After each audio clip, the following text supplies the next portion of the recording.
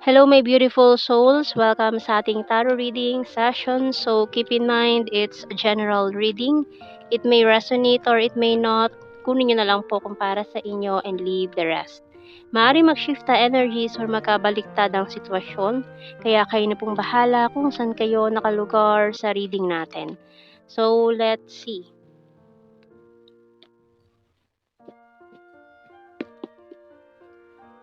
So, we have here the doll, crystal ball, waterfalls, and the knife.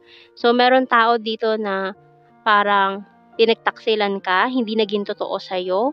Kumbaga, yung mga pinakita niya sa'yo noon ay walang katotohanan. Nagpanggap siya marahil na katuwang mo siya sa buhay, kaibigan mo, pero binackstab ka niya with this knife. Hindi siya nagpakatotoo sa'yo. Kumbaga, plastic tong taon to with this energy ng doll card natin. Nag-pretend siya na totoo siya sa'yo, pero ang totoo, hindi, no? So, we also have here this crystal ball and waterfalls. Nasaktan ka, na umasa ka sa kanya na, umasa ka na, itong taong ito yung nakatadhana sa'yo pero hindi pala. Parang pakiramdam mo, na-scam ka, naloko ka, ganun. So, tingnan pa natin. Dreamcatcher and the tree. Pero bakit nagtataka ka bakit paragi pa rin siya nasa panaginip mo, kasama mo pa rin siya? Tingnan natin bottom card, Hourglass. And let's see sa messages ng ating Archangels. We have here gifts from God by Archangel Sandalphon. We angels bring you gifts from your Creator. Open your arms to receive. Bottom card, Chakra Clearing by Archangel Metatron. Call upon me to clear and open your chakras using secret geometric shapes. Oh. Tingnan natin sa tarot cards. We have here 10 of Cups. 5 of Wands. So, for some of you, nagkaroon na kayo ng family nitong taong ito or nagsama, nag-live-in, nagkaroon ng anak. For some of you, na parang bubuo na sana kayo ng pamilya or bumuo na kayo ng pamilya pero ang dami mo pa palang hindi alam sa kanya. Marami siyang itinago sa'yo, secrets, na ayaw niyang ipaalam sa'yo. Marami tinago siya sa kanyang nakaraan. Karma, Judgment. 10 of Pentacles, the Tower. Hindi maganda ito. So, with this nga nangyari, ng separation ninyo nitong taong ito, masyadong masakit. We have here the Queen of Pentacles. And meron din kasi na umentrada, maring third party na nanggulo dito with this energy ng Queen of Pentacles. So, may 5 of Wands tayo. Ito yung mga pinagtalunan ninyong dalawa. Maring simple lang hanggang mga simpleng pagtatalo na naipon hanggang sa lumaki. Hindi na na-settle or hindi na naayos. Hanggang sa wala ng option kundi ang bumitaw or mag-move on or maghiwalay.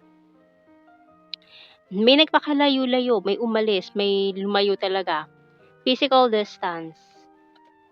So, para siguro hindi niya na kayang i-handle tong sitwasyon kaya lumayo na siya. And the 6 of Cups. Pero kahit ganun, namimiss ka naman niya, no? Iniisip ka niya namimiss ka niya. Kahit na nagkahiwalay na kayo, nagkaroon kayo ng separation, hindi ka pa rin niya makalimutan. Tingnan natin sa tarot messages cards natin. Can you forgive me? Unang card. Husband-wife material. So, yun na nga, no? Parang, for some of you, husband or a wife ito, no? Tumakbo, umalis. Pero yung iba, parang nag-live-in or nagsama or nagkaroon ng anak. I want to marry you someday. So, yun, no? Kung hindi kayo natuloy sa kasal nitong taong to, yun ang gusto niya talagang mangyari. Patiently waiting. I hate my pride and ego. I want a family with you. So, yun gusto niya talaga magkaroon ng family with you or ikaw yung makasama niya sa buhay. Pero dahil dito sa mga conflicts, may maaaring itong doll natin dito, isa sa kaibigan niyo na sumira dito sa connection niyo nung taong 'to.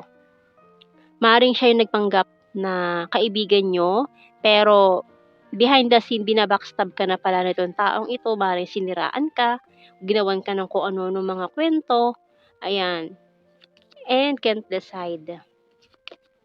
You're my rest and my healer and please accept my cup of love. Pero dahil nga mas nangibabaw yung after siguro humupa yung lahat ng sama ng loob, galit na naipon, ayan, nung humupa na lahat na ngayon tsaka niya lang siguro na-realize na, "Uy, mali yung ginawa ko." Parang naging unfair, naniwala siya doon sa sinabi ng iba. So, yun ang naging dahilan kung bakit nagkaroon kayo ng separation. So many things remind me of you. Pero yun na nga, hindi ka pa rin niya makakalimutan. Sometimes I stay awake thinking about you. I'm afraid to contact you. So, gusto ka niyang kausapin, pero hindi niya alam kung paano to sisimulan. Anong sasabihin niya. You and I were too young. Wish things could be different. I'm becoming a better person. Sinasabi niya rito na, ayan, naunawaan niya na nagiging na siya ngayon, better person sa ngayon. Hindi na siya yung katulad ng dati na mainitin ang ulo, mabilis magalit. So, ngayon parang pinipilit na niyang unawain yung sitwasyon. Nalalaman niya na kung saan nanggagaling yung galit mo, na ipinakita mo nung nag-away kayo, nagtalo kayo, ayan. Nag-cause ng pagguho ng connection na to, ng relationship, pagkasira. Finding out the truth crushed me. Ayun na nga. So, nung nalaman niya yung totoo, na itong taong to na may sumisira sa inyo, maaaring a female figure na sumisira sa relationship ninyo, na nalaman niya yung totoo na siniraan ka lang niya, na itong taong to ang dahilan, no? Ito yung tao na punot dulo ng lahat. Doon parang gumuho lahat lalo. So parang yung gusto niya simulan, buuin ulit itong mga sinimulan niyong pangarap. I lost myself for a little while. I love you. Ayan. So na-realize niya, mahal ka pa rin niya. So nahihiya siya dahil naniwala siya doon sa taong ito na naging dahilan ng separation nyo. Tingnan natin, kaya natatakot siyang kausapin ka eh. Initials tayo. Kuha tayo ng initials.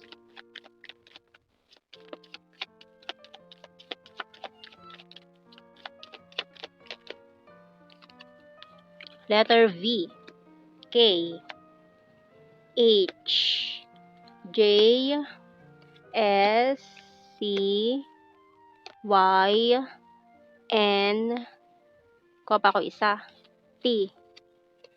Bottom card, X. Okay. So, tingnan natin sa blue card, we have your commitment. Union of hearts. Wow. And family. So, gusto niya talaga ng commitment with you. Ikaw talaga ang gusto niya makasama to have this family. Pero dahil nga dito sa nangyari, ay parang nahihiya siya or nahihirapan siya kung paano aayusin to, paano sisimulan. Kasi guhong-guho eh. Sirang-sira eh. Sirang-sira yung tiwala, yung connection, no, lahat. Yan. Tingnan natin general signs and messages. So, hindi niya alam. Naguguluhan siya. Paano ba gagawin niya? Hindi niya alam ang gagawin niya sa ngayon. Sweet. Good heart. Soon. Pero soon. Ayan. Libra. Soulmate. Friendly. Perfect smile. 8. Sagittarius. 9. Taurus. Future lover. Fire sign. Aries, Leo, Sagittarius. September. Leo. Present lover. Summer, Earth sign, Taurus, Virgo, Capricorn. Ayan o, siya at first. Naiya siya eh.